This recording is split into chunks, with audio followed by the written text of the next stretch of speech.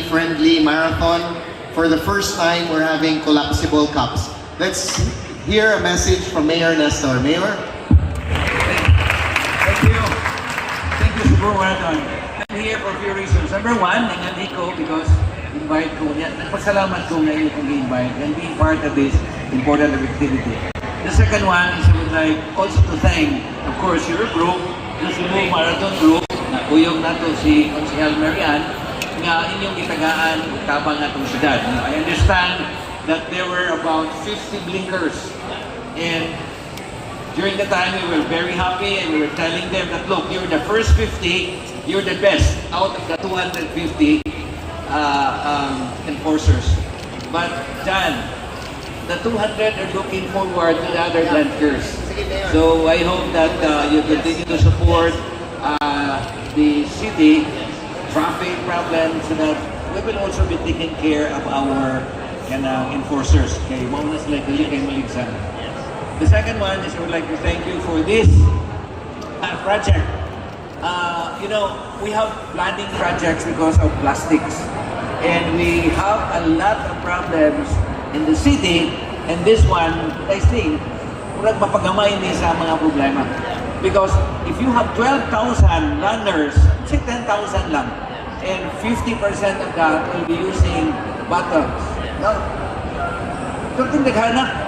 And the other thing that the water inside that bottle is not consumed 100%. And take note that that is 10 pesos. If you have 3 of those, you have 30 pesos. And if you're going to compare that water coming from MCWD, which is 1,000 liters, it's 25 pesos. But the 1.5 liter, kay tuluman, half liter, 1.5, perting mahala, 30 pesos. So this is unfair to the people of Cebu who don't have water at all. So that's why I was asking the city, city department heads, na instead of using plastics, ato na ta sa tumbler. But in here, hindi ko na pwede magdagantang mag-tumbler. This is very important that you will have this collapsible thing, you put that probably in the pocket, and I hope that you will have the filling station. Yes. So that's the best. So with that, we're taking care of, well, people who will be in well-being, sports. The second one, taking care of course, the city by helping and using this. So that's the only thing, and then there were some questions that, kung sa may natabang sa siyudad? Well, number one, naghatag may permit yan. Yes. Sino na yun? But then, we will have to institutionalize ba? So, if this would be in the second week of January, pirmi na yun na.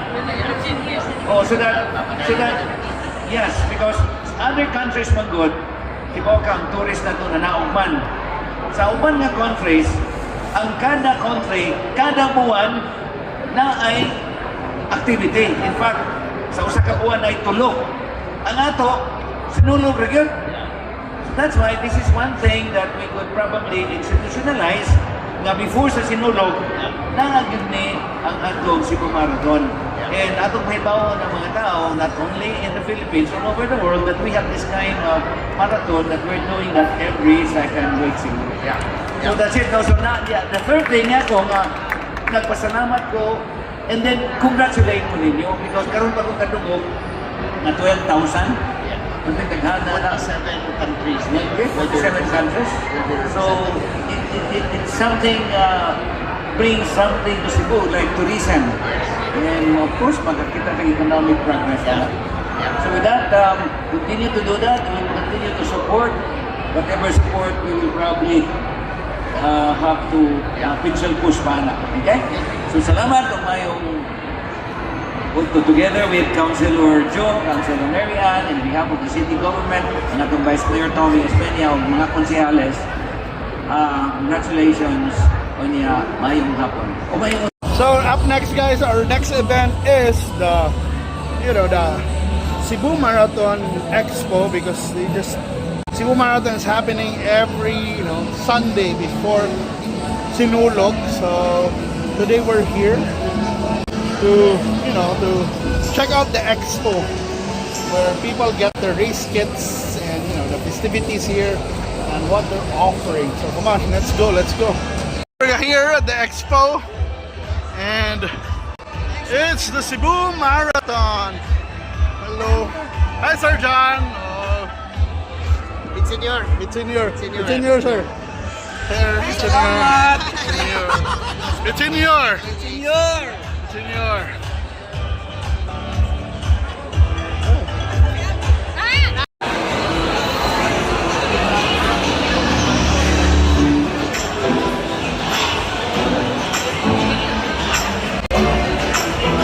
Check out the stalls here. We have some interesting stalls here, like this one, Shocks. The earbuds basically. And you have shades if you love shades. Hello. And of course, dirita sa mga wearables, of course. And of course, they have this booth for posterity. And Andot Athletics is also here for, you want to stand out, wear some crazy stuff here. They have buy two take for $9.99 only. Diba?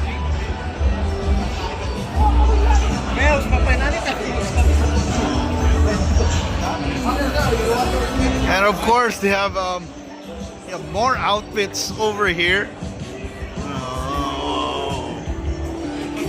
Diba? Let's check out the routes. So, if you're 5K, it's basically get a U-turn at the Cube, but diba? Then of course, the 10K, you're gonna cross halfway to the CCLX.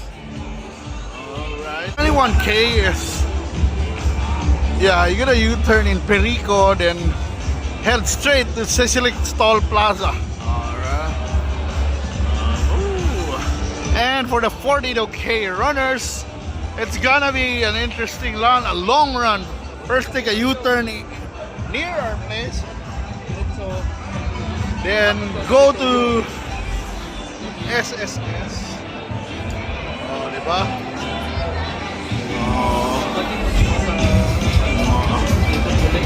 And then, yes. So it's practically like an SM to SM run. Then you go to CCLX after.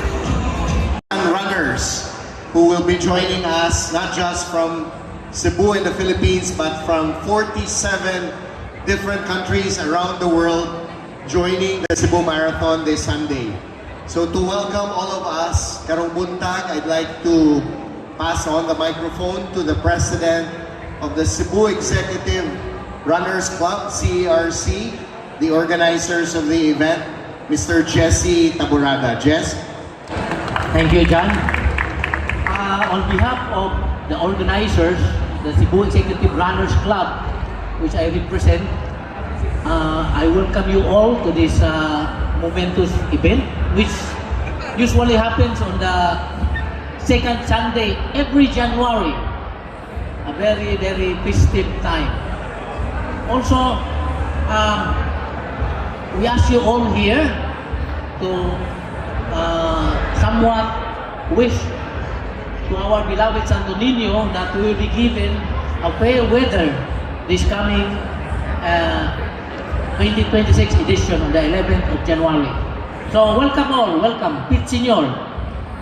Thank you, Jess. Cebu City Councilor Mary Ann De Los Santos. Pakpakan na to.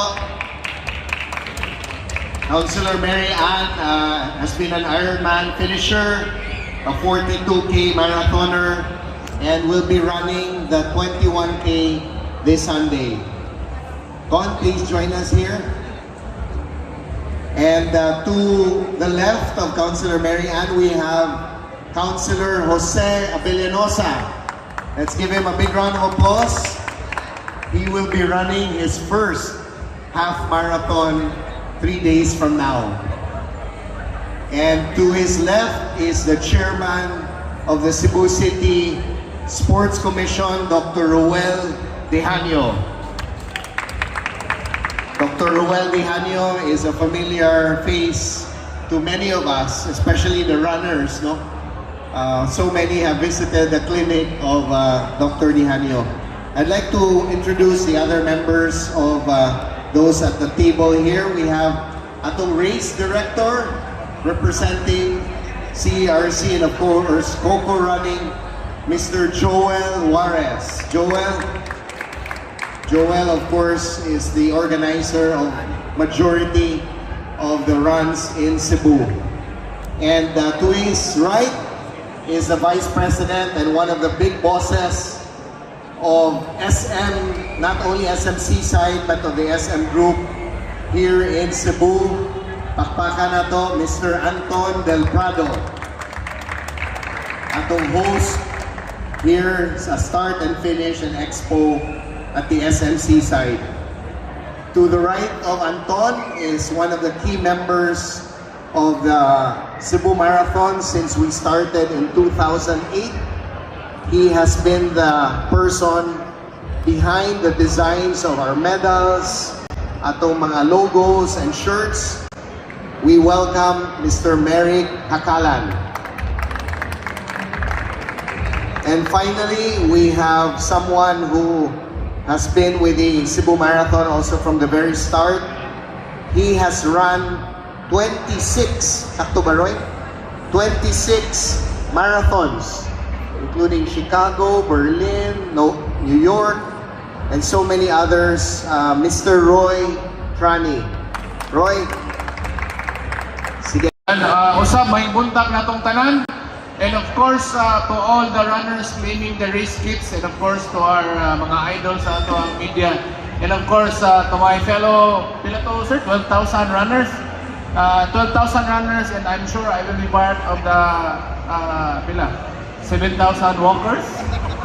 No, as Sir John said, this will be my first time, and I'm excited and thankful. I'll be doing my first half marathon in Cebu Marathon 2026. So thank you so much. Everyone, good luck this Sunday and see you on the streets. Thank you very much.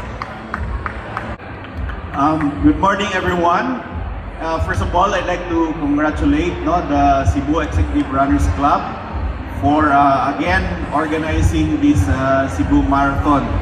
So the Cebu City Sports Commission is supportive and very much thankful that you have and we have this regular event every year. Because we all know that running is a very popular sport. It promotes healthy lifestyle, and a lot of people are engaged in it. So, to all the runners out there, congratulations to all of you and good luck. And hopefully, I will not see you in my clinic on Monday. Good morning once again, and Kid Senior sa tanan, and of course, a very big congratulations to Cebu Executive Runners Club, who it is their debut now, 18 years. So we expect something very big, very nice and beautiful this coming Sunday. So on a personal note, and as a private individual, rest assured that I am 101% supportive of the Marathon, Cebu City Marathon. I have been running this in the past, and it's so fun. And one thing I want to tell everyone that I'm very proud of, that my good friend here, Councilor Jose Avianosa, ako yung nagdibil-dibil, nakadagan yun sa 21K. So thank you, and we're very happy for the first time that we will be having this half marathon sa Cebu City Marathon. So again, congratulations to yung tanan, to the organizers, and good luck to all of us, and hope that we will not see this guy next to Jose on Monday. Thank you. Hello. Hi, good morning, everyone. I'd like to correct you, sir. I'm not, especially for everyone here, I'm not the Vice President of SM. I'm only the regional head. Good morning, everyone. Baka masipa ako dito sa SM. So, I would like to thank you, and most especially the organizers, Sir John, Sir Neric, and everyone for choosing SMC side to be the venue partner here for the Cebu Marathon. ever since we started in, I believe, 2022, we've been able to have that connection. It's been so seamless already. Before, we've had so many meetings back and forth, no? But for this one, I think we only had one meeting. So that's a testament of how seamless it is to work with you guys. So we are grateful that you're here, and we look forward to the run this Sunday. Thank you so much to the regional. I understand most of the runners are excited this coming Sunday. So for our race route, especially there are so many asking me, "Mo kita tunnel, sir?" Of course, this time tunnel and CSLX. So ang yesterday, daghang nangutana, "Sir, alimuot." It was already functioned with the help of our good friend in Department of Public Works and Highways na i-function ang atong exhaust fan, and same time nakaagi mo dito gilimpyuhan na po siya. So hopefully ma-flashing na siya today. By this coming Sunday, nakita naman sa nato ang tunnel karon na nindot na kaya tong tunnel, hayak na kay sanan because tunnel is also part of the history of Cebu Marathon. For so many times niagi gyud ta din ha. So now we pass tunnel out and back, and of course the CSLX and the whole road in Cebu City. We are already in our team. We're already ready to cater you runners for your safety and security of our official race route. Of course, we are also the first one to use officially the BRT. Very quick update lang. For this year's edition, we are proud to announce that we are the first marathon here in Cebu giving the collapsible cups. This is to support the initiative of our mayor to have a healthier environment here in Cebu. So because of this will cut down and minimize the clutters of plastic na cups and basura sa trash sa dam, because they can recycle this, bring it along the route, and then just pour water in it and bring it back and recycle it for the next run and all. So we are proud to announce that we are the first marathon here in Cebu using these collapsible cups. Another new feature that we have this year is like we came up with a runner's guide which was emailed to all the runners, registered runners. So they have all the information are there, all the route, they can study the route, and they can, all the questions are hopefully answered by that guide. So I think that's it for now. Welcome again to the race kit claiming of Cebu Marathon. Ang ako rin kasulti is, I'm sure the road is better than last year. Kimuagi matas SRT tunnel. So I hope everyone will enjoy the race and we do this for Santo Niño. Thank you. Over 100 the reasons Japanese for this. runners are joining. So we don't have 47 specific flags. names of celebrities. Probably in the next few days, no, if there will be some that we will know, we will give you the information.